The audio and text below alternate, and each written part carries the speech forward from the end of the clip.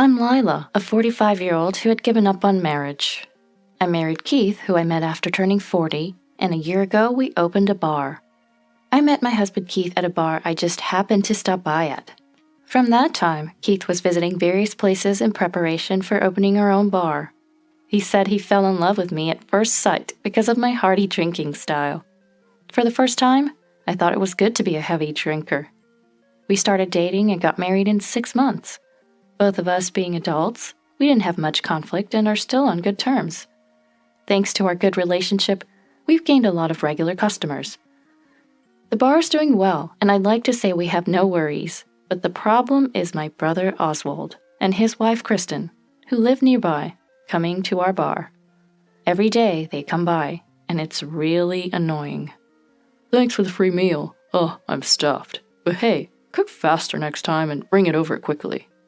Oswald, chewing on a toothpick, said this as he ate with Kristen, who suddenly blurted out, "This is Ray, our son. He's a troublemaker, so you raise him," she said, bringing the nephew they brought along in front of us. "See ya, and don't come back, Ray. We'll send your stuff over to their place." Ray was teary-eyed. Understandable, since he's only 10. "What the heck? Ray's just 10. Are you abandoning your child?" I asked, and Kristen sighed, laughing as she answered. "Well, Ray doesn't listen and acts like a punk. I'm pregnant with a second child, so we're giving away the defective one, the real bad product." What a thing to say in front of her own child. Before I could get angry, Keith spoke up. "All right, Ray, from today, I'm your dad. Come here." This is why I fell for Keith, his straightforwardness. I also turned to Ray. "All right, and I'm happy to say I'm your mom now. Come here." Soon after, we legally adopted him, and Ray became our child. With Keith's advice, we paid Oswald and Kristen $10,000 along with the formal paperwork. This was to prevent any future troubles with the biological parents. 10 years passed and Ray turned 20. Since then, we banned Oswald and Kristen from our shop and home, so we didn't know each other's whereabouts. Our business flourished, and we even owned multiple stores. That day, as the shop settled down, the door opened. "Whoa, you guys are thriving. You're like celebrities," Oswald said as he walked in. Kristen, appearing from behind, spotted Ray and immediately called out, "Hey, Ray, we're going home, come on." I was dumbfounded. Did they have no common sense? But Ray calmly said, "This is my home, my parents are here, and you guys should leave." He continued working without looking at them. Ray was working at this bar. "What are you talking about? Your home is our apartment." "No, that's messed up. The adoption was finalized 10 years ago." "Do they not remember?" I continued. "You abandoned Ray, calling him a bad kid, but it was just because of you. He's actually a great, honest kid." Ray had been a bad kid, but changed after meeting someone in middle school. He had many conflicts with his friends then, but now they support him. He graduated high school and went to vocational school. It was a culinary school. "I'm determined to carry on Dad's flavors," he would say. The last 10 years were tough, but I have no regrets. I'm proud to have become his real parent. Oswald and Kristen, after abandoning him, now claim they've come to take him back. Unforgivable. "What do you mean? We're Ray's biological parents. We can do what we want with Ray." "How many times do we have to tell you he's officially our son now?" Oswald stunned. "No way. That's invalid, right? That was a promise made 10 years ago." "It's not just a verbal promise. Legally, we're his parents." I showed them the adoption papers I had stored by the register in the event something like this ever happened, complete with proof of payment. As he took them, Oswald smirked and tore the paper. "There, now it's invalid. You fell for my plan." "I thought you might do that. That's a copy. I wouldn't give you the original." Shaken, Oswald said, "What? Talking back to your brother like that?" "You should be grateful we came to pick you up." Ray, not looking at them, said, "No, I didn't ask for this, so why should I be grateful? My parents are, well, Lila's my mom and Keith's my dad." While blushing. I felt like crying, but now wasn't the time. I'll have him say it again later. "Is it even okay for you to be here at this hour? Didn't you say 10 years ago that you were pregnant with a second child? Who's taking care of him or her now?" I had a bad feeling, but Kristen replied, "That kid turned bad too, probably out playing with friends now." Unbelievable. No love for your own children? I end up speaking in a strong tone. "So we came to take Ray back, thinking of swapping the kids. You guys can raise our second child, right? Cool with you? These people are unfit for parenting. Ray's an adult now, so it's up to him. But let us take the other child too. Really? Okay. This time it's $50K. I couldn't believe how disgusting my brother's words were, as if he was only after the money, probably planning to snatch Ray's earnings. Then, unexpectedly, "I'll pay the money, please take my brother too." "Dad, sorry for the trouble," Ray said. And so, we adopted his brother too. Keith initially offered to pay the $50K. "Dad, this is my responsibility, please let me handle it as a man." And he refused. Keith respected Ray's decision as an adult. The brother Kay was more of a handful than Ray. At 10, he stayed out late and didn't trust adults. With Ray's former friend's help, Ray turned out great, but raising another troubled child at this age was hard. Yet we respected Ray's wishes. A year later, the police visited our bar. Saying there was a report of us kidnapping children, they came to check due to the nature of the complaint.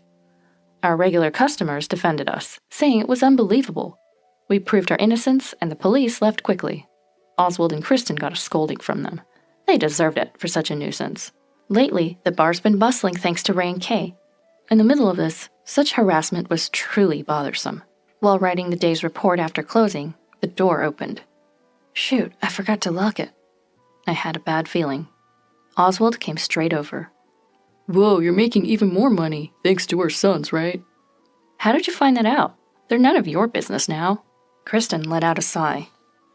Can you believe Kay has over 10K followers on his streaming videos? We're taking him back today.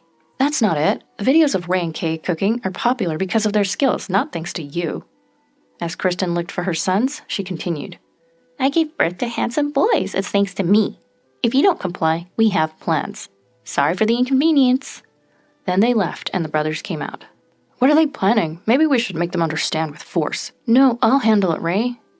The brothers discussed. Keith, standing behind them, tapped their shoulders. The two looked back. You're our children now. Don't cross any boundaries. They reluctantly obeyed, but Oswald and Kristen escalated their harassment.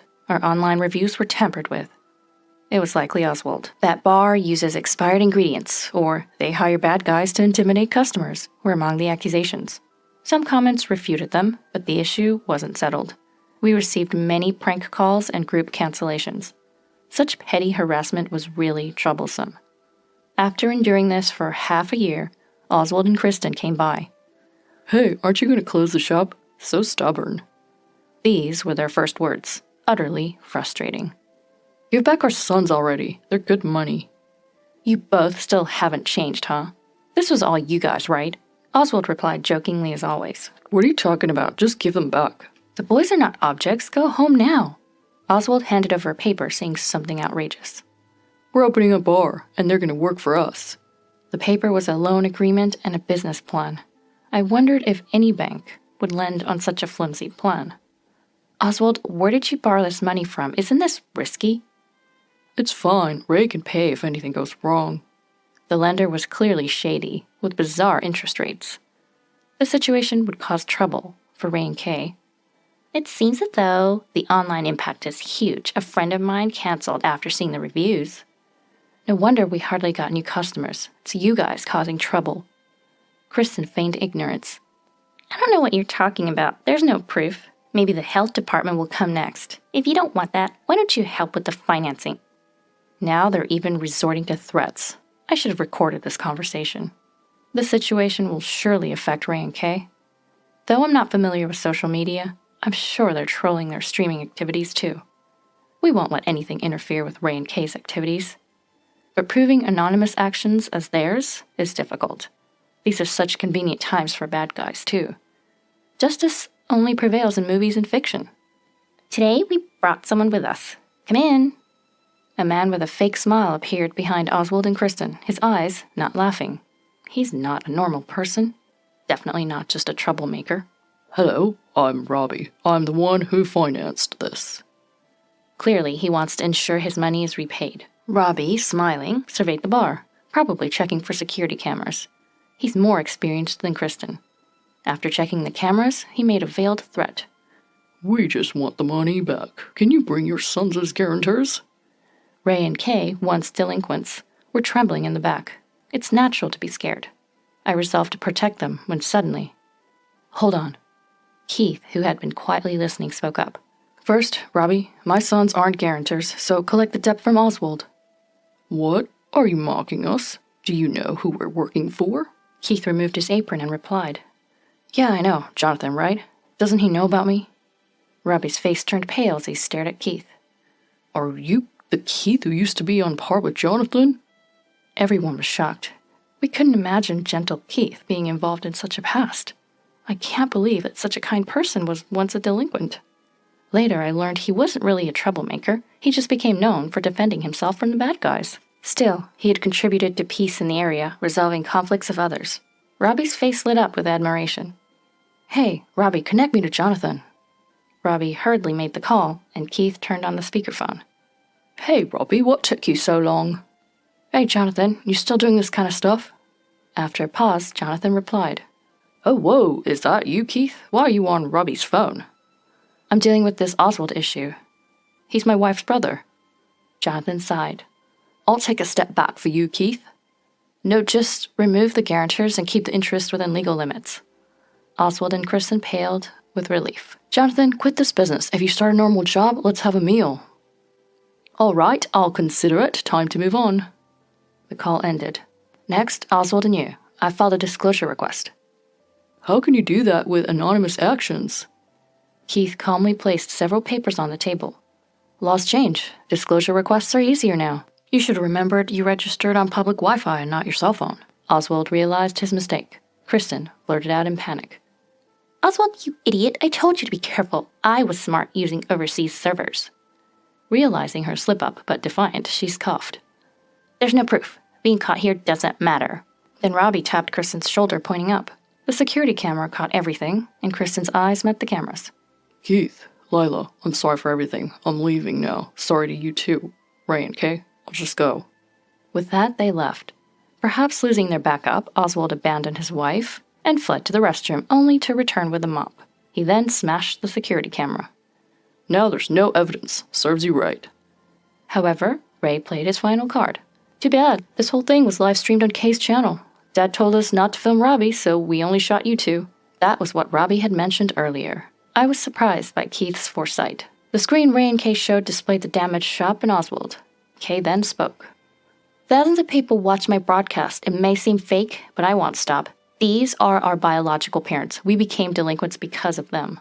Indeed, I knew their story. Oswald and Kristen rarely came home and didn't pay for school, leading Kay to truancy.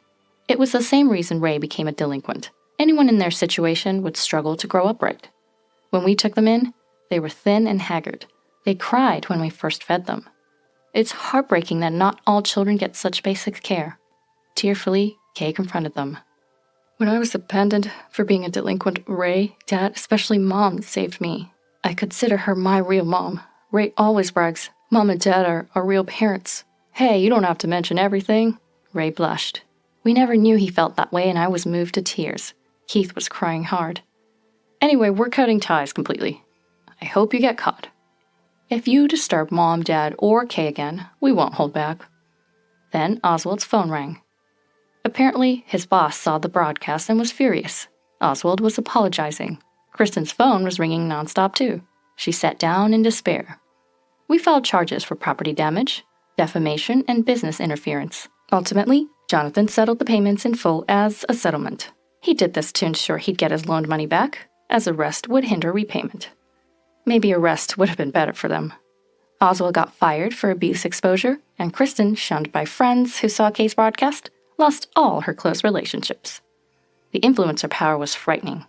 With no one else, they turned to Jonathan. They were set far out in the countryside for hard labor, likely until retirement. A bad choice of reliance.